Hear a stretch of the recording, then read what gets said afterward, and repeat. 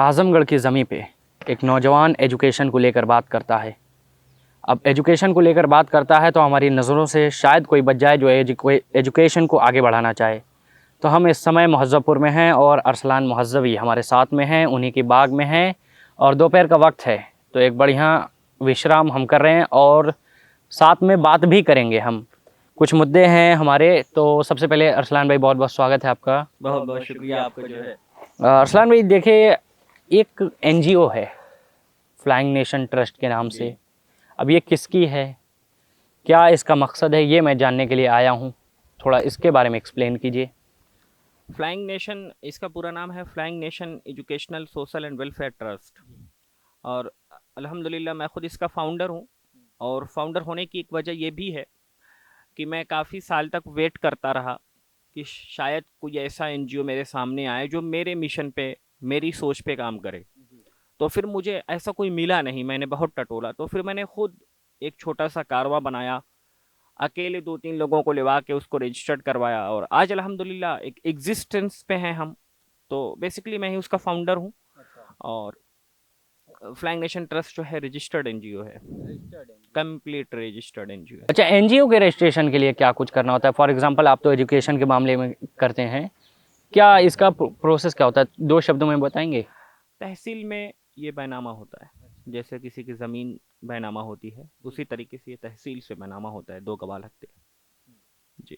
अच्छा, एक बात बताइए, जिस तरीके से एनजीओ पे बड़ा इल्ज़ाम लगाया जाता है, अगर आप नौजवान हैं तो आपके ऊपर, मुसलमान नौजवान हैं तो आपके ऊपर इल्ज़ाम लगाया जाएगा कि ये कौम को ख़त्म कर देंगे, कौम को पीछे लेके चले जाएंगे, आगे लेके जाने के बजाय ऐसे इल्ज़ामात लगाए जाते हैं। तो और काफ़ी इल्ज़ाम ये भी लगता है कि आप पैसे लेते हैं लोगों से ये कह के कि एजुकेशन का है और ख़ुद के खर्चे पे यूज़ करते हैं, तो इस पे क्या कहेंगे? कहते हैं कि एक दो जख्म नहीं सारा बदन है छलनी, दर्द भी हैरान है कि उठे तो कहाँ से उठे।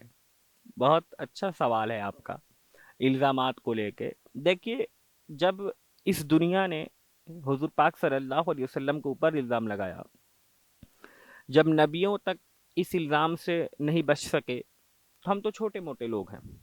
लेकिन इतना जो मैं जानता हूँ वो ये जानता हूँ कि इल्ज़ाम कितने भी लगे, लेकिन इल्ज़ाम की कुछ हकीकत नहीं होनी चाहिए। क्योंकि अगर इल्ज़ाम की हकीकत है, फिर वो इल्ज़ाम नहीं, वो हकीकत में ही तब्दील कर दिया गया है। बहुत इल्ज़ाम लगते हैं, लेकिन अल्हम्दुलिल्लाह कोई मेरे सामने नहीं आके कहता है, लेकिन जो मुझे दूर से सुनने में आता है कि फ़लाँ ने ऐसा कह रहा था तुमको, वो ऐसा कह रहा था। और बड़ी अजीब बात ये है कि कभी कभी ऐसा लगता है कि यार अच्छा वो कह दिया ऐसा। लेकिन ना, एक बात मेरी हमेशा याद रखिएगा आप, जब मकसद बहुत बड़े हो ना, तो छोटे मोटे नेवलों को अपने पैर से नहीं बांधा करते। दुनिया कुछ भी कहे, आप अपने मिशन पे कायम और दायम रहिए और ये समझते रहिए कि इसका हिसाब अल्लाह को देना है। दुनिया को तो देना ही देना है, नहीं देना है वो अलग बात है, लेकिन इल्ज़ामात की फहरिस्त में सबसे बड़ी चीज़ है कि हमको अल्लाह को हाजिर नाजिर रख के ये काम करना पड़ता है।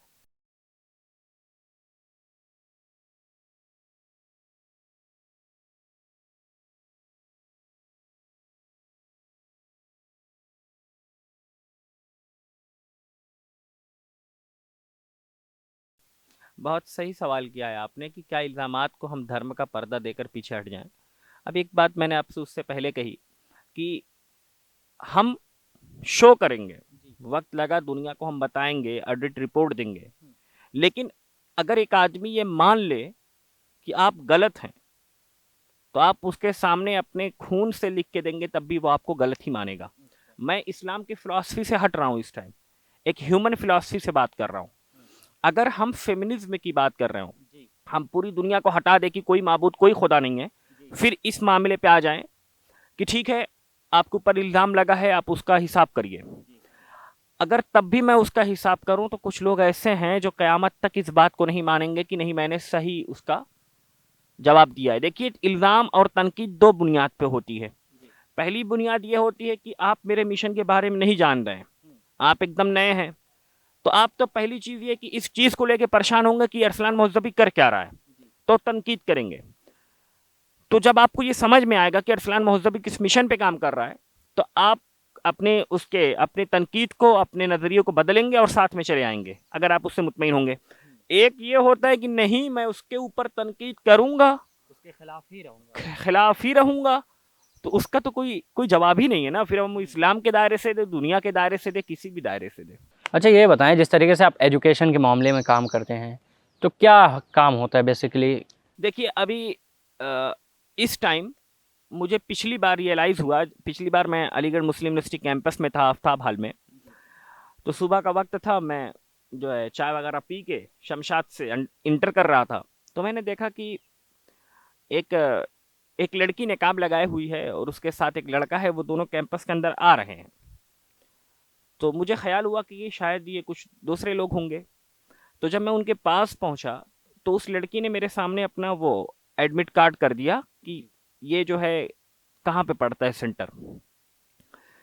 तो फिर मुझे ख्याल आया कि यार ये लोग नए हैं, एंट्रेंस देने आए हैं, तो हम ऐसा करते हैं कि मैं इसको फ्री हूँ, अभी जाके सोना ही तो है, तो ऐसा करता हूँ कि जाके इसको सेंटर दिखा देता हूँ। जब 10-15 कदम आगे चला तो मैंने पूछा आप लोग कहाँ से आए हैं। तो उसने बड़े दबे हुए लहजे से कहा कि आदमगढ़ से। मुझे ऐसा लगता था कि जैसे मेरे पैरों के तले ज़मीन खिसक गई हो कि आजमगढ़ के लोग अगर अलीगढ़ यूनिवर्सिटी में हो और उनका अपना कोई नहीं हो तो ये बहुत शर्म की बात है पूरे आजमगढ़ की लॉबी पर। उसके बाद मैंने जो है उसका पूरा इंतज़ाम किया, जहाँ तक हुआ हमने उनको शाम तक जब उनको स्टेशन पे लाके छोड़ा तो फिर जाके कहा कि जाके किसी से कहना मत कि आजमगढ़ का कोई हमको नहीं मिला था। एक तो देखिए सबसे बड़ी चीज़ ये है कि हम अभी उस बुनियाद पे नहीं है कि हम कोई बहुत बड़ा रिवाइवल ले आए, लेकिन हम उस बुनियाद पे हैं कि हम गाइड कर सकते हैं, शुरुआत कर सकते हैं, बच्चों को मोटिवेट कर सकते हैं, गांव-गांव में मोटिवेशनल प्रोग्राम कर सकते हैं, और वो हम कर रहे हैं। इस वक्त एएमयू और जामिया का एंट्रेंस होने वाला है। नियर अबाउट 300 के करीब बच्चे जो ऑल ओवर इंडिया से ताल्लुक़ रखते हैं, 300 के करीब बच्चों को हम लोग गाइड कर रहे हैं। अलीगढ़ मुस्लिम यूनिवर्सिटी की लड़कों की अलग यूनिट है, लड़कियों की अलग यूनिट है, जिसमें इरम और हया, सदफ, मासूमा, अर्नब ये सब लीड कर रही हैं। जामिया की अलग यूनिट है जो रिजवान भाई और उनके साथ साथ अरसलान वगैरह लीड कर रहे हैं। तो इस तरीके से 2 यूनिवर्सिटी को इस बार हमने अपने हैंड पे लिया हुआ है। तो पहली चीज़ ये है कि जो शार्प चीज़ है ना, उसको तो बचा लिया जाए। जब वक्त आएगा और आगे हम जाएंगे तो फिर हम और काम देखेंगे इस पे, लेकिन मेन मकसद हमारा यही है कि किसी भी तरीके से एजुकेशन को आगे लाया जाए। अच्छा ये बताइए, एनजीओ को चलाने के लिए बड़ी जिम्मेदारी, लोग, खर्चे, तो ये 20 साल 22 साल की उम्र में ही शुरू क्यों? क्योंकि पूरी ज़िंदगी बची है, कभी भी शुरू कर सकते हैं। 5 साल 10 साल में आप पूरा इसको नाम रोशन कर सकते हैं, लेकिन इतनी छोटी उम्र में शायद मुझे नहीं लगता कि इतना बड़ा काम करना। कि तूफानों से आंख मिलाओ, सैलाबों पर वार करो, मल्लाहों का चक्कर छोड़ो, तैर के दरिया पार करो। देखिए जहाँ तक मेरी अपनी थ्योरी है और जहाँ तक मैं मानता हूँ, वो ये है कि किसी भी कौम या किसी भी मुल्क का जो मुस्तकबिल होता है वो उसके यंग पे डिपेंड करता है। आप जर्नलिज्म में आप बैठे हैं, यंग हैं, वैसे मैं भी एनजीओ में यंग हूँ, क्योंकि हमको बिलीव है कि ये हमारे पास पावर है। आप इस वक्त रमज़ान के वक्त में यहाँ बैठे हैं, सरायमीर से चल के आए हैं, मैं भी बैठा हूँ, हम यंग हैं। अगर कोई यही 50 साल का आदमी होता जिससे मैं कहता कि अच्छा ठीक है आइए आप, वो आ पाता इतनी धूप में? सबसे बड़ी चीज़ ये है कि जवानी की उम्र में हमारे पास हौसले होते हैं, हमारे पास अज़्म होते हैं, हमारे जज्बात होते हैं। मैं ये नहीं कह रहा हूँ कि बुढ़ापे में वो हौसले, वो जज्बात सब खत्म हो जाते हैं, लेकिन जो चीज़ बनाने में 20-30 साल लग जाता है, फिर वो कैसे वो चीज़ को समझता है। यंग जिस चीज़ को जितनी शार्पनेस से समझता है उतनी शार्पनेस से कोई और नहीं समझ सकता। और इसी मकसद से मैं इसको लेके चला हूँ कि 15-20 साल अगर मैं इस पर वर्क किया तो एक वक्त ऐसा आएगा कि जब अल्हम्दुलिल्लाह लोग समझने भी लगेंगे और इससे काम भी और तेज़ी से होने लगेगा। अच्छा अरसलान साहब, ये एक बात समझ में नहीं आ रही है, आप एजुकेशन को आज़मगढ़ में ही अपना स्टार्टिंग क्यों किए? आज़मगढ़ को ही क्यों चुना, जबकि आप एएमयू से पढ़ते हैं, शुरू दिल्ली से भी कर सकते हैं, जामिया से पढ़ते हैं आप, वहाँ से भी कर सकते हैं शुरू, फिर आज़मगढ़ से ही शुरू करना कुछ हज़म नहीं हुआ? वो कहते हैं ना कि मिट्टी से लगाव होता है और इंसान को अपनी मिट्टी से बड़ी मोहब्बत होती है। हमारे आजमगढ़ की सबसे बड़ी बदनसीबी मैं समझता हूँ कि जितने भी बड़े स्कॉलर थे उन्होंने सब ने वक्त के बाद अपनी ज़मीन को छोड़ दिया। आंख उठा के देखिए, कोई आपको नहीं मिलेगा। आज भी प्रेजेंट टाइम में जितने भी बड़े हैं, बड़े बड़े ओहदे रखते हैं, वो अपने गांव से दूर चले गए। तो क्या हम अपनी कौम को, अपने लोगों को, अपने गांव को, अपने घर को जाहिलियत के खंडर में ढकेल दें? अपना जो है कि अपना जो है कि किसी भी कोने में चले जाएं दुनिया में? मैं इस बात को गलत मानता हूँ। मेरा मानना यह है कि इसी गांव में हूँ जहाँ मैं आज मौजूद हूँ। अगर मैं यहाँ से निकला हूँ तो मेरा फर्ज है पूरे गांव के लोगों को, पूरे सोसाइटी के लोगों को, पूरे आजमगढ़ के लोगों को मैं आगे ले चलूँ। सिर्फ मेरी जिंदगी जिंदगी नहीं है ना, अपने लिए जीना तो फिर क्या जीना। जी, अच्छा, ये एक बात और सामने आती है, आप अपनी एनजीओ को इस तरह से प्रमोट कर रहे हैं बिना किसी मिशन के। आप सिर्फ अवार्ड पे अवार्ड दिए जा रहे हैं, जो लोग आपके साथ नहीं आप उनको अवार्ड दे रहे हैं ताकि वो आपके साथ आ जाएं। कितनी सच्चाई इस बात में? बहुत बहुत अच्छा सवाल किया आपने। काफी बारीक से आप सोचते हैं मेरे बारे में, लग रहा है।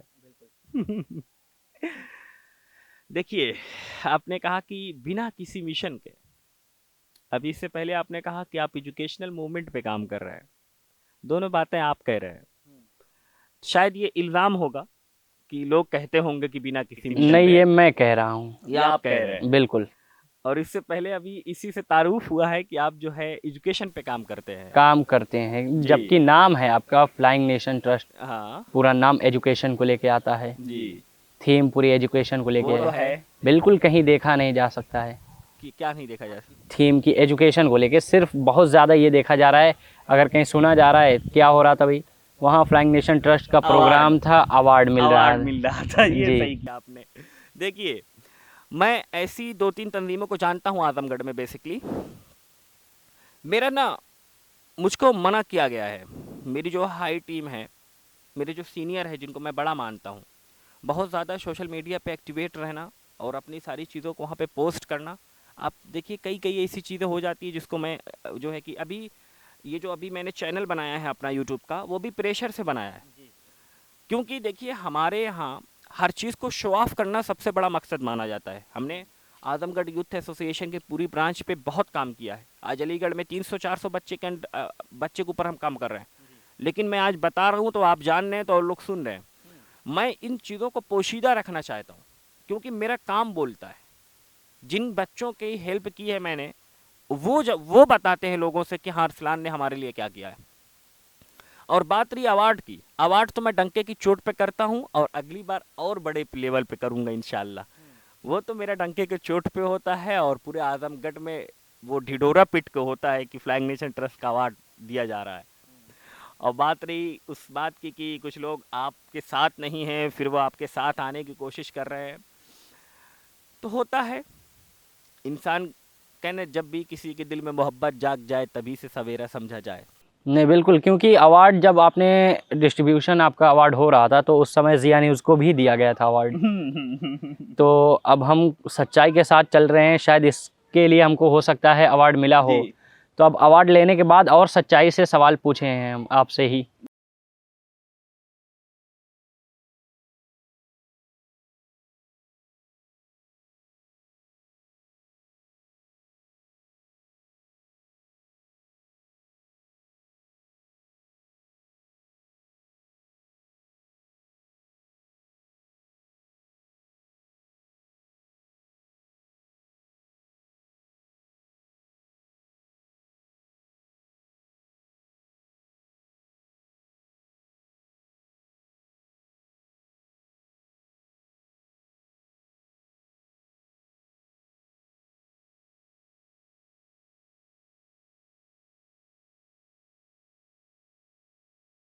तो अब तक आगे का अवार्ड देने का कोई डेट वगैरह या कोई?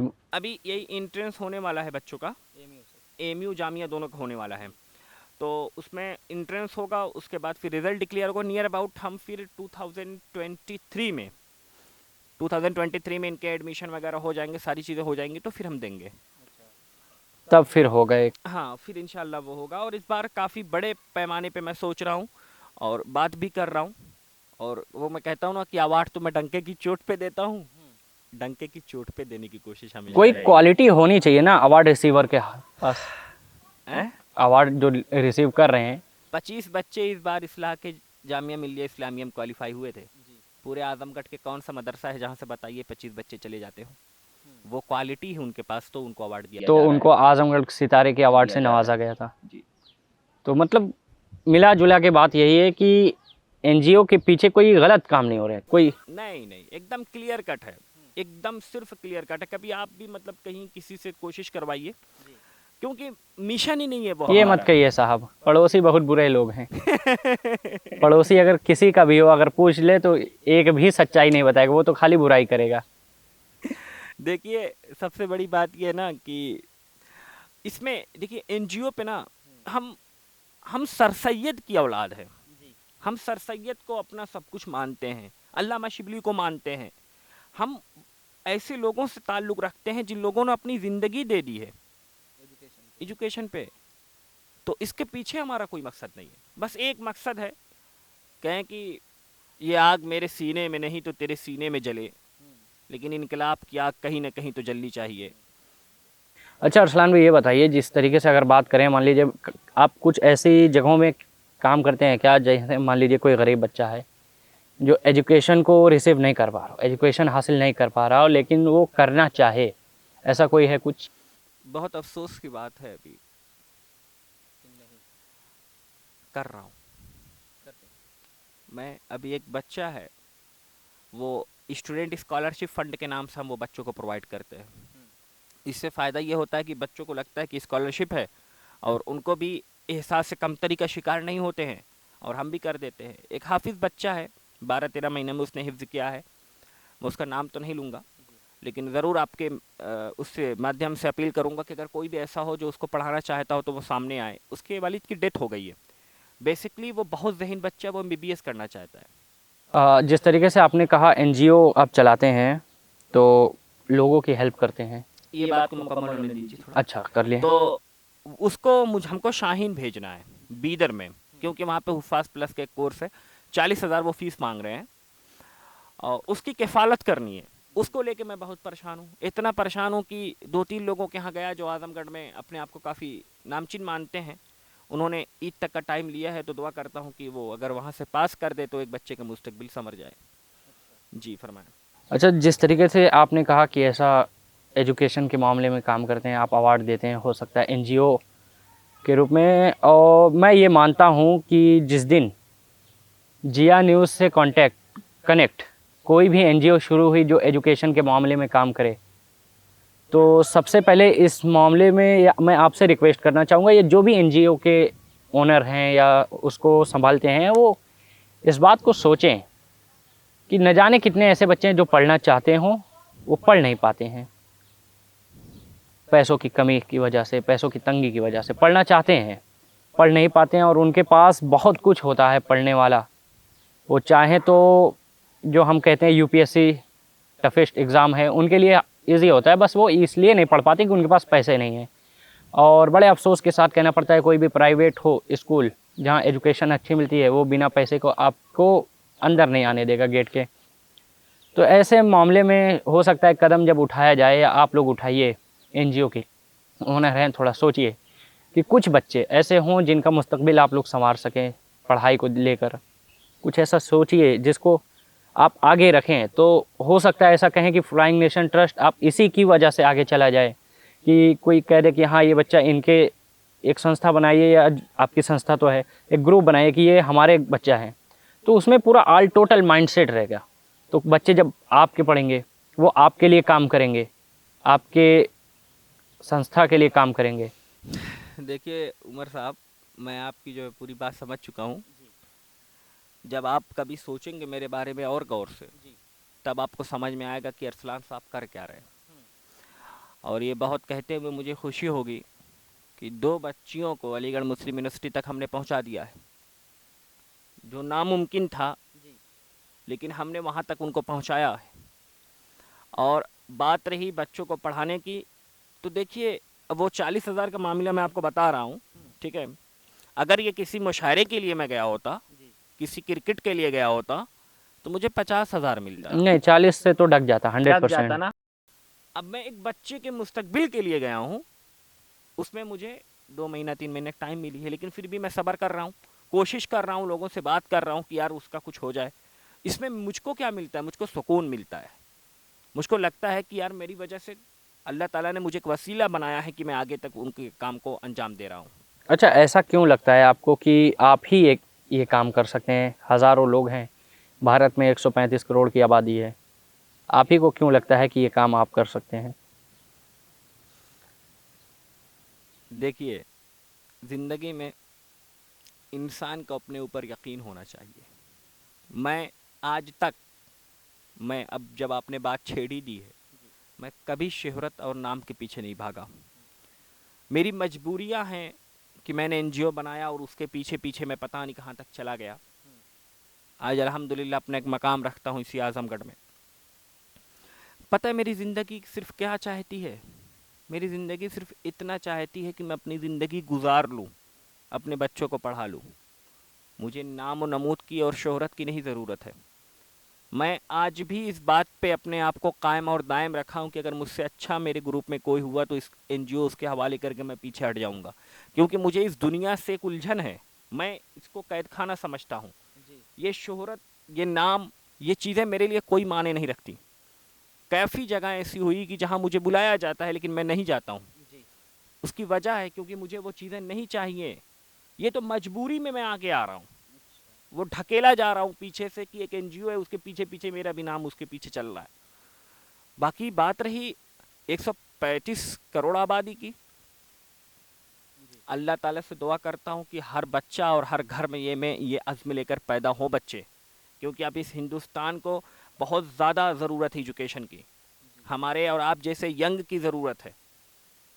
मैं ये नहीं कहता और मैं ये दावे थोड़ी ठोक के कह रहा हूँ कि सिर्फ मैं करूँगा, कोई और करेगा तो जीने नहीं दूंगा। ये तो मेरा एक अज़्म है, मुझे देख के और आगे आए, मुझे खुशी होगी।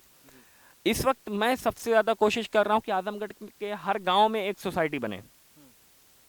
अगर मैं अपने ख्याल में ये रखता कि यार जो है मेरा क्या होगा, तो मैं उनको मना करता, नहीं भाई मेरे साथ आ जाओ। बहुत प्यार से उनको जाता हूँ, उनको समझाता हूँ, उनको मोटिवेट करता हूँ कि अपने गांव के लेवल पे एक सोसाइटी बनाओ, तालीमी सोसाइटी बनाओ। बच्चे, फरिया के बच्चे बहुत अच्छा काम किए माशाल्लाह। फरिया के बच्चों ने एक तंजीम बनाई। इस वक्त मैं देख रहा हूँ मिर्ज़ा अकबर बेग करके हमारे एक दोस्त हैं, मुस्लिम पट्टी के, उनके गाँव में एक बन चुकी है। फिर नेवादा में है हमारे एक ही मेंबर हैं अबू साद इस्लाही साहब, जो इस वक्त जो है जामिया में हैं, इन्होंने भी एक बना ली है। तो अपने अपने गांव में बनाना चाहिए, क्योंकि ना इससे क्या होगा कि जो गांव के पढ़े लिखे बच्चे हैं वो आपसे जुड़े रहेंगे। मुझे किसी चीज़ की ज़रूरत नहीं है, बस आप अपने मिशन में, मेरा काम होना चाहिए जो मैं सोच रहा हूँ वो आप करें, वो करें, मैं करूँ या कोई और करे, काम होना चाहिए बस। बहुत शुक्रिया अरसलान भाई। अरसलान भाई एजुकेशन के मामले में काम करते हैं। हमारे सारे इल्ज़ामात अभी क्लियर हो गए हैं, जो हम सोच के आए थे पॉइंट की इनसे पूछेंगे, सारे पॉइंट क्लियर हो गए हैं। और आज़मगढ़ की ज़मीन पे अगर ऐसी एजुकेशन को लेकर कहीं काम हो रहा है, या आप भी अगर कुछ कांटेक्ट में लेना चाहेंगे, तो डिस्क्रिप्शन में अरसलान भाई का नंबर है, आप इनसे सीधा सा कांटेक्ट में ले सकते हैं। चलिए, हमारा इंटरव्यू अभी यहीं हम ख़त्म करते हैं, बहुत ज़्यादा बात अभी नहीं करेंगे। अरसलान भाई बहुत बहुत शुक्रिया आपका। जी बहुत बहुत शुक्रिया उमर साहब।